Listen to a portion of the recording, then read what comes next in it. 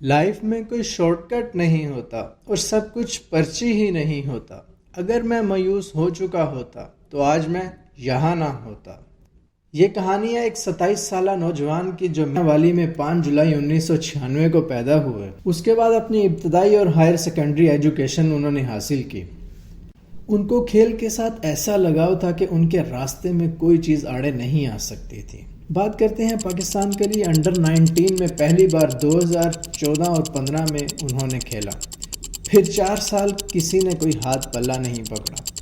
چند matches grade 2 کے کھیلا کیونکہ پروفائل اچھی نہیں تھی۔ یہ ان کے لیے ڈسہارٹ ہونے کا وقت تھا، لیکن مرتا کیا نہ کرتا۔ گھر بار تھا، ان کے لیے سب کچھ میں ہی تھا کیونکہ میں گھر میں سب سے بڑا تھا۔ مجھے محنت کرتے رہنا تھی اور ہار نہیں ماننا تھی۔ پھر اللہ نے میرے لیے ایک سبب بنایا۔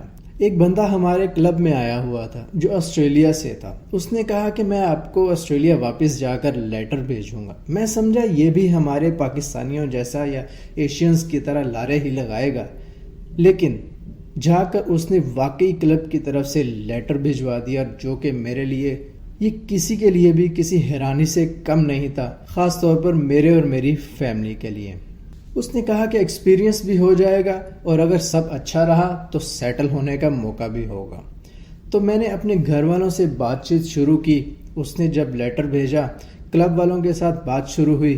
پھر میں ایک دن ایسا آیا کہ آسٹریلیا چلا گیا۔ وہاں جا کے سیزن شروع کیا، سیزن کھیلا۔ ابھی سیزن کا درمیان اور آخری کے کچھ میچز باقی ہی تھے۔ مجھے معلوم ہوا کہ پاکستان انڈر 23 ایک ٹور کرنے جا رہی ہے اور میں آسٹریلیا کے کلب میں وہ سیزن کھیلنا چھوڑ کر واپس آ گیا۔ لیکن میں جیسے ہی واپس آیا اور یہاں آ کر سلیکشن کے لیے بھاگ دوڑ شروع کی، لیکن پھر مجھے احساس ہوا کہ یہاں گریڈ 2 کے سیزن میں میری سلیکشن ہی نہیں ہو سکی۔ پھر مرتا کیا نہ کرتا، ہمت کرنی تھی، گھر بار تھا، سب کچھ تھا۔ پھر بینک لیز پر گاڑی لی۔ میں نے سوچا کہ جیسے باقی لوگ گاڑی چلا کر اپنا گھر کا روزگار کماتے ہیں، میں بھی کماؤں گا۔ صبح 5 بجے اٹھتا تھا، نماز پڑھتا تھا۔ صبح اٹھ کر میں آن لائن ہو جاتا تھا۔ 11 بجے تک گاڑی چلاتا، یونیورسٹیز اور آفس وغیرہ کے جاب ٹائم ہوتا تھا۔ 11 سے 2 بجے تک پریکٹس کرتا، پھر کھانا کھا۔ پریکٹس کے اندر میں بولنگ کرتا تھا 2 گھنٹے اور اس کے بعد کچھ ٹائم فیلڈنگ اور بیٹنگ کرتا۔ پھر 2 بجے کے بعد گاڑی چلاتا، پھر 2-3 بجے سے لے کر شام 7 بجے تک گاڑی چلاتا۔ 7 بجے کے بعد پھر 1 گھنٹہ جم کرتا۔ جم سے واپس گھر آتا تو سب سو چکے ہوتے۔ کبھی کھانا باہر کھا لیتا، کبھی